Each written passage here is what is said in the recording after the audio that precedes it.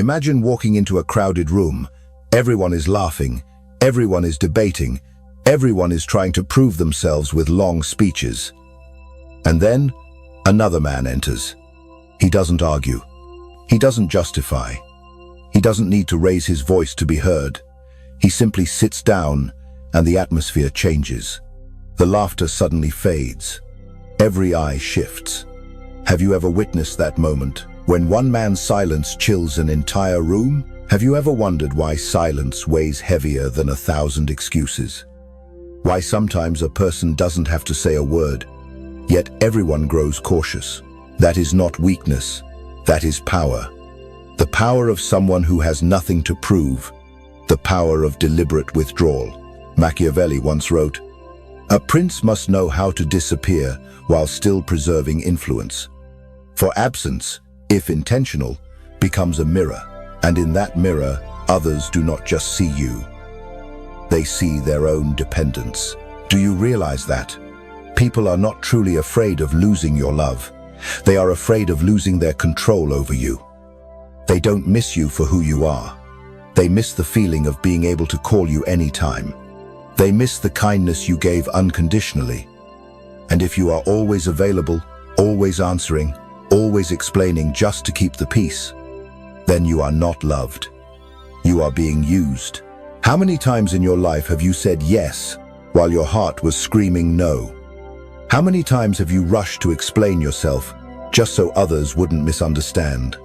How many times have you swallowed tears just to maintain peace? And how many times after that have you asked yourself, why am I always the weaker one? Be honest. The predictable man will never be respected. The man who is not respected will always be controlled. If you believe unlimited kindness will protect you, you are wrong. It will destroy you. So what do you choose? To continue letting others decide your worth, or to start turning silence into your weapon? When you withdraw, they don't just remember you, they begin to fear losing you. And that fear is power. Put yourself in this situation. If tomorrow you stopped explaining, stopped justifying, stopped showing up whenever they wanted, who would remain? Who would panic? Who would collapse in that emptiness? If you've ever been exploited for your kindness, if you've ever felt like just a tool, leave your mark under this video. Write, "I'm done explaining." Not for me, not for anyone else, but for yourself. So that starting today, you kill the weaker version of you and are reborn as someone the world will never dare to underestimate. Have you ever asked yourself, why is it so easy for others to exploit you? Why do they always come to you when they need something, but disappear when you're the one in pain? The reason is simple. Inside, you still lives a weak version of yourself. A man who always wants to be liked. A man who craves approval. A man who fears disappointing others. Do you see yourself in this? How many times have you agreed just to keep the peace? How many times have you explained yourself only to prove you were innocent? How many times have you forgiven not because they deserved it, but because you feared losing them? That weak version is a chain. It has no shape, yet it drags you down, stripping you of respect in the eyes of others. Machiavelli once warned, "Goodness without power will be devoured. Patience without limits will be drained dry." People do not admire your sacrifice. They exploit it. They do not value your forgiveness. They see it as an invitation to betray you again. Have you heard the story of Caesar and Brutus? Caesar was hailed as a great conqueror, but he fell not at the hands of his enemies. He was struck down by the very one he called a friend. The moment Caesar gasped, "Et tu, Brute," was not only physical pain. It was the moment he realized blind trust had killed him. How many times in your life has a Brutus stabbed you in the back? And how did you react? Did you cry? Did you explain? Or did you swallow it in silence and allow others to exploit you again? Remember this. Every time you explain, you tear off your own armor. Every time you seek approval, you hand them the rope to bind you. Every time you trust a promise, you give them the key to betrayal. So what's the solution? You don't need more strength. You only need to eliminate what makes you breakable. Stop explaining. Stop seeking approval. Stop believing loyalty is forever. Imagine if starting tomorrow, you never justified a single decision. If you only said, "This is my choice," and stayed silent, how would people see you then? Would they still look down on you? Or would they begin to tread carefully? This is the first step to killing the weak version, and I want you to carve this vow with your own hand.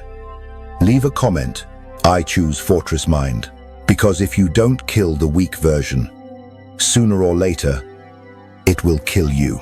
Have you ever disappeared from a conversation and realized your silence unsettled others more than 1,000 justifications? Have you ever ignored a message and immediately the other person grew anxious, doubtful, wondering what they had done wrong? That is the power of withdrawal. In the eyes of the weak, withdrawal is defeat. But for Machiavelli, deliberate withdrawal is an invisible strike. When you stay silent, when you disappear, you are not only conserving your own energy, you are forcing others to face a mirror to confront their dependence, their addiction called you. Think about it. Do they truly miss you? Or do they miss the feeling of controlling you? Do they truly regret losing you? Or do they regret losing the service you once provided? How many times did you think you were important, when in reality you were only the chair they sat on when they were tired? Machiavelli wrote, "A prince must know how to vanish without losing influence, for absence with intent becomes a mirror. And in that mirror, others see not only you, they see their own dependence." You've seen this in history. Steve Jobs was cast out of Apple, but he did not collapse. He withdrew, created Next, invested in Pixar. And when he returned, he didn't just come back, he returned as a symbol. His absence forced the entire world to realize, without him, Apple was nothing but a soulless shell. So what about you? If tomorrow you vanished from a relationship, a job, a group of friends, would they truly miss you? Or would they only miss the conveniences you once gave them? This is how you measure your true worth. Picture this. In an argument, you don't yell, you don't defend, you don't explain. You simply stay silent, lock eyes, then stand up and walk away. Who will still believe they've won in that moment? And who will feel defeated by the emptiness you left behind? The power of withdrawal does not lie in absence itself. It lies in the unease you leave burning inside others. And it is that unease that makes them respect you. So ask yourself, will you dare to withdraw? Or will you stay to serve as the backdrop for someone else's comfort? Will you dare to let silence speak for you? Or will you keep shouting in vain? If you are truly ready to use withdrawal as a weapon, write this in the comments: "My silence commands." Because once you master strategic withdrawal, you'll realize nothing is more terrifying than the one who doesn't need to be present to make the whole world think of him. Have you ever lost your temper just because of a careless remark? Have you ever exploded at an insult, only to regret later that you revealed your weakness? How many times have you been dragged into meaningless arguments and in the end realized you had no energy left for what truly mattered? If you've ever felt that way, then you already know what it means to live without an inner fortress. Machiavelli warned, "The wise ruler does not rely on stone walls, but on the fortress within his mind. For only when the mind is firm can every wall stand firm." Ask yourself, who is your most dangerous enemy? The people out there or the impulsive emotions inside you? To become unbreakable, you don't need more weapons. You need a fortress within a place where no insult can pierce, no promise can sway, and no betrayal can bring you down. So, how do you build that fortress? First, stop reacting, start calculating. The weak always react instantly. The strong observe. Imagine this. The next time someone attacks you, instead of striking back immediately, you stay silent. 10 seconds pass. Who grows impatient? Who exposes their weakness first? Second, eliminate the need to be understood. How many times have you explained yourself, just hoping others would understand you, only to be looked down upon even more? The truth is this: the more you expose, the easier you are to control. So why beg for understanding from those who never cared to understand you? Third, train yourself to endure discomfort. The weak collapse because they build their lives around comfort. But what about you? Do you dare skip a meal to strengthen discipline? Do you dare keep working when your mind screams for rest? Do you dare reject an invitation when your soft heart whispers, "Just say yes"? Fourth, accept betrayal.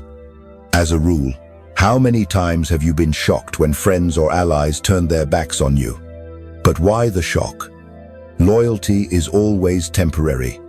People are loyal until interests shift. Why expect permanence from what was never stable? Fifth, turn patience into a weapon. The impatient usually lose. The one who can wait usually wins. Are you cold enough to stay silent, to wait until your enemy makes a mistake? Are you disciplined enough to hold back your anger and strike at the exact moment that breaks them completely? Now imagine this. Starting today, you no longer react unconsciously. You no longer crave understanding. You no longer run from discomfort. You no longer naively believe in eternal loyalty. And you have the patience to wait for the right time. Who would you become? A fragile wall?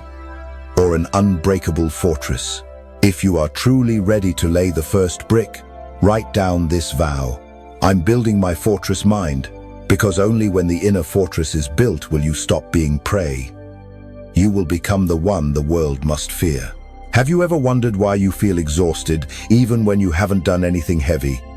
Why, as each day passes, you feel drained, hollow, as if empty, even though thousands of tasks are still waiting?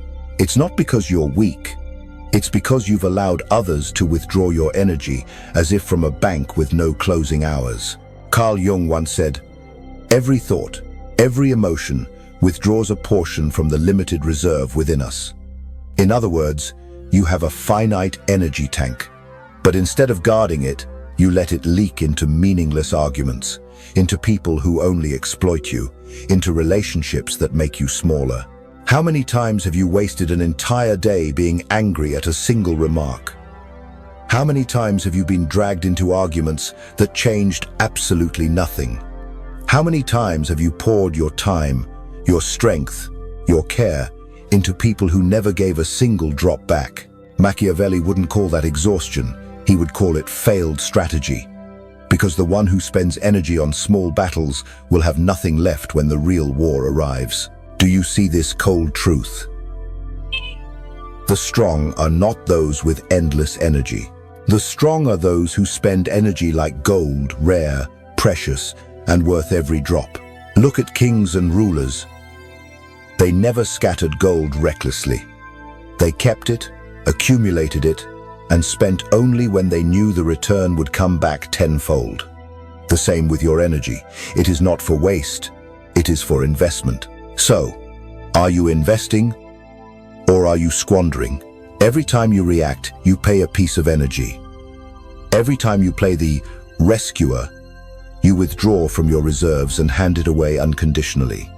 Every time you jump into every conversation, you trade away your focus for emptiness. If you treated energy like money, would you still spend it so freely? Would you let just anyone touch your wallet? Then why do you let anyone touch your energy? Imagine this. Starting today, you put a price on your attention. You stay silent when no response is needed. You cut off those who only drain you. You invest your energy only in upgrading yourself. Who would you become after a month? After a year? Who would still have the power to control you? If you are truly ready to treat your energy like gold, write down this vow. My energy feeds no fools, because only when you stop giving it away recklessly will you begin to grow dangerous. And the world will feel it, because they will no longer be able to drain a single drop from you. Have you ever seen someone who always has to explain themselves, always has to defend, always has to react to every insult? Do you realize they look like a living target, absorbing blows, but never choosing the moment to strike back?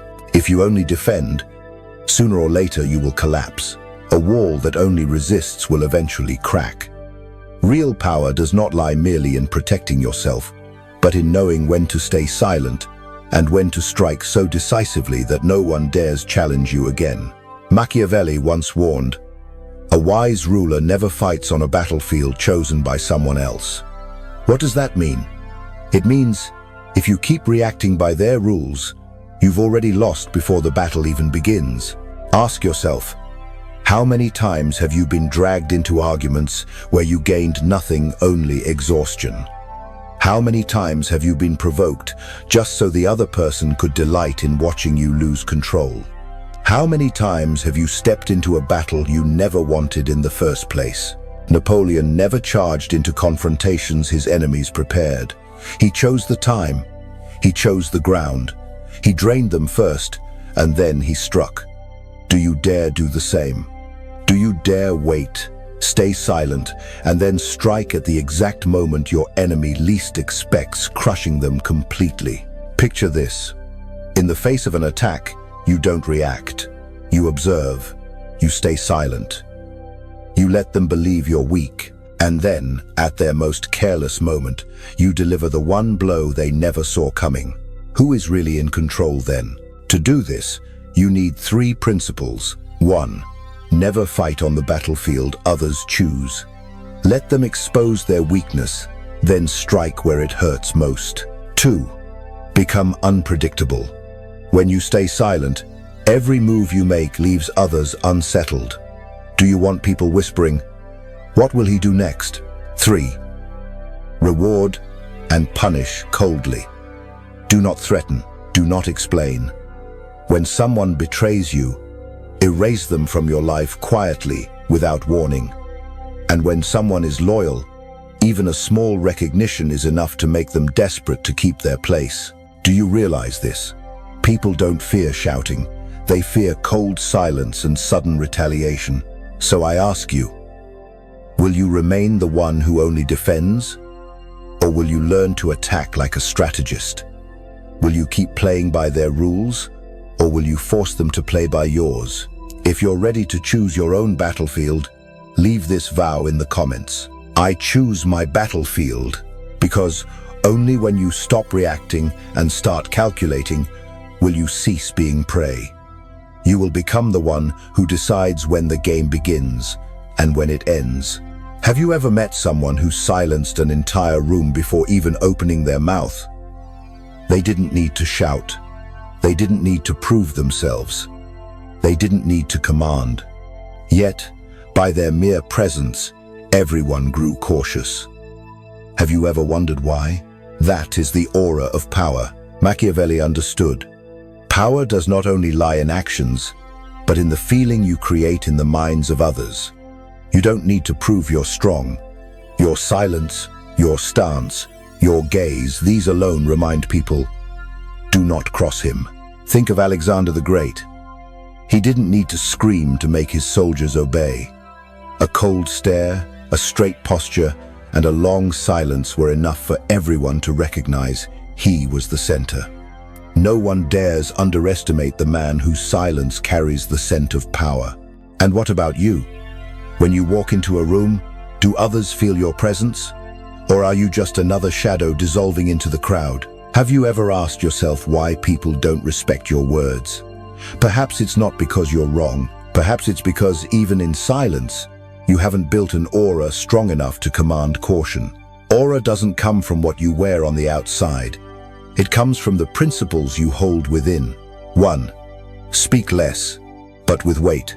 The man who talks too much dilutes himself. The man who speaks little makes each word a sword. Do you want to be remembered for empty chatter or for the rare sentences that force reflection? 2. Never appear desperate. Desperation is blood in the water. The more you crave love, acceptance, or help, the easier you are to control. Can you act as if nothing is urgent even when a fire rages inside you? 3. Cultivate mystery. Does everyone need to know what you think, what you want? Or do you let them guess? Mystery breeds fear, and sometimes fear is the strongest shield. 4. Punish coldly. Do you see how one decisive act of discipline echoes louder than 1,000 threats? When you cut someone off in silence, you plant in them a permanent obsession. 5. Control your image. Absolutely. Your walk, your eyes, your posture, all are messages. Do you think people only hear your words? Wrong. Before they listen, they read your body. And your body tells them, are you prey or are you predator? So I ask you, do you want to walk into a room as just another man or as a king? Do you want to be heard or respected even before you speak? If you are truly ready to build your own aura, leave this vow in the comments. My presence speaks louder than words, because once your aura is strong enough, you won't need to raise your voice. Others will silence themselves to listen. Gaining power is hard, but keeping it is 10 times harder. Have you ever seen someone once at the top, only to be forgotten a few years later? A businessman once praised, only to end in bankruptcy? A leader once admired by the world, only to be brought down by his own inner circle? Why does this happen? Machiavelli once warned, the ruler most doomed to fail is not the weak, but the one who believes he is safe. The moment you think you've won is the very moment you begin to lose. The moment you relax, comfort seeps in, dismantling every brick of the fortress you built. Do you realize your most dangerous enemy is not betrayal, not the enemies outside, but the comfort you allow yourself? How many times have you abandoned discipline because you thought you deserved a break? How many times have you let indulgence slip in, and in that moment, lost your sharpness? Look at history. Caesar did not fall to enemies at the border. He died because of his complacency toward those seated right beside him. How many leaders have fallen, not from open blows, but from a single moment of lowered guard? If you truly want to keep power, you need 3 principles. First, unchanging discipline. You cannot keep discipline only when it's convenient. Discipline is not a choice, it is an identity. Do you dare hold to a habit relentlessly, even on the busiest days, to remind yourself you are not allowed to grow weak? Second, protect your circle.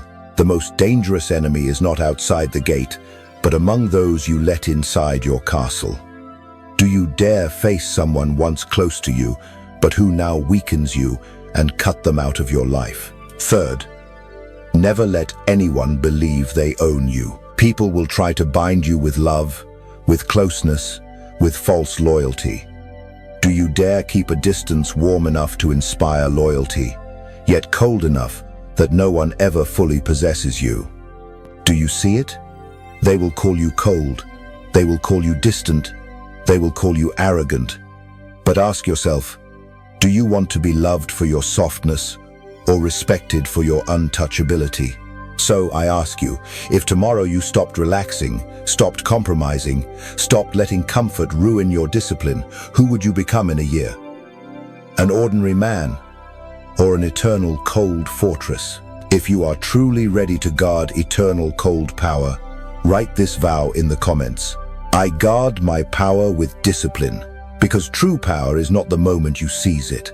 True power is when you keep it without ever letting it slip away. Have you ever sat alone in a dark room, turned off your phone, cut out all the noise, and suddenly felt a strange fear rising? Not fear of the dark, not fear of silence, but fear of yourself. What are you afraid of in that moment? Afraid of facing the truth that all this time you've only existed in the eyes of others? Afraid of realizing you don't even know who you are without external validation? Machiavelli saw isolation differently. For the weak, isolation is punishment. But for the strong, isolation is purification. Carl Jung called it individuation. The process of shedding the social masks forced upon you to return to your truest essence. Machiavelli would say, only in solitude does a ruler discover what power he truly holds and what he has given away. Do you see this truth? People are not afraid of losing you. They are afraid of losing the service you once provided. They don't miss you. They miss the convenience of being able to call you anytime. So, when you disappear, do they really miss you, or just the ease you gave them? Think of Steve Jobs. When he was pushed out of Apple, many thought he was finished. But in that isolation, Jobs founded Next, invested in Pixar, and when he returned, he didn't just return, he dominated. His absence became proof. Without him, Apple was just an empty shell. And what about you? If tomorrow you withdrew from a relationship, a group of friends, a job, who would truly seek you out? And who would reveal themselves as parasites, people who only stayed because you were useful? Isolation doesn't take away your friends. It only removes the parasites. It doesn't destroy you. It kills the weak version, the one who lives for recognition. Do you have the courage to turn loneliness into a weapon? Do you dare sit alone, not to complain, but to sharpen yourself? Do you dare remain silent, not to escape, but to see clearly who still stands by you when you no longer serve them? If you have ever feared being alone, this is the moment to turn fear into strength. And if you are ready to let isolation forge you anew, leave this vow in the comments. My solitude is my sanctuary, because only in solitude is a lion born. And once it roars, the whole world falls silent. You've walked an entire journey. From the moment you realized unconditional kindness only turns you into a tool, to the moment you dared to kill the weak version of yourself. From learning the art of silence and strategic withdrawal, to building your inner fortress and guarding your energy like gold. From being only on defense, to launching attacks on your own terms. You've seen the power of the aura of authority when you don't have to shout, yet the whole room falls silent. You've learned that keeping power is harder than seizing it, and that the most dangerous enemy is comfort itself. And finally, you've understood. Isolation is not punishment. It is purification, where your weak version dies so that a lion may be reborn. But now I ask you, all that you've just heard, what will you do with it?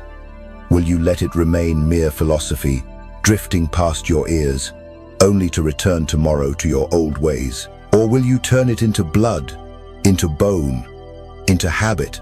Ask yourself, starting tomorrow, do you still want to live as prey, always reacting, always predictable, always controlled? Or will you rise as predator, silent, unreadable, untouchable? How many times in your life have you sworn to change, only to let comfort pull you back? How many times have you known what was right, yet chosen what was easy? And how many times have you asked yourself why life never respects you? This is the final challenge. For the next 7 days, choose one weak habit and cut it off. If you often justify, stay silent. If you are always available whenever others want, withdraw. If you tend to react, sit still and observe. Every time you resist, a brick is laid in your fortress. Every day you remain consistent, another part of your weak version dies. And when the 7 days end, you will look back and see, you are no longer the same. If you are truly ready to step into this path, write this vow in the comments. I choose fortress. I choose power. Not for me, not for anyone else, but for yourself, to mark the day you abandoned weakness and joined the ranks of the untouchable. But remember, this is not the end. For Machiavelli did not only teach you how to survive, he taught you how to master the board, and survival alone is never enough. The truly strong not only defend themselves, they force the entire world to bend to their rules. Are you ready to go further? Are you ready not just to be a fortress that stands, but the one who designs the entire battlefield? If your answer is yes, then stay, because the next video will not only keep you safe, it will turn you into the one the world must fear.